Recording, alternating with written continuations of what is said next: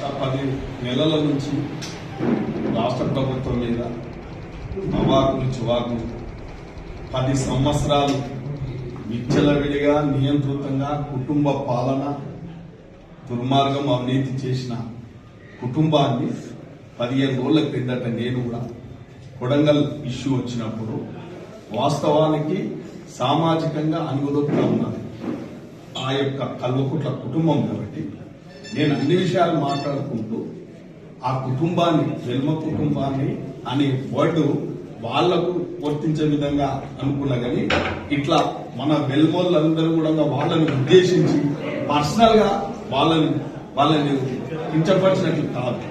అటువంటిది ఏమన్నా మిగతా వెల్మ కులస్తులందరూ వేరే రకంగా భావిస్తే నేనన్న వర్డ్ కూడా విడ్రా చేస్తున్నా. అటువంటిది ఉద్దేశం కాదు నాకు.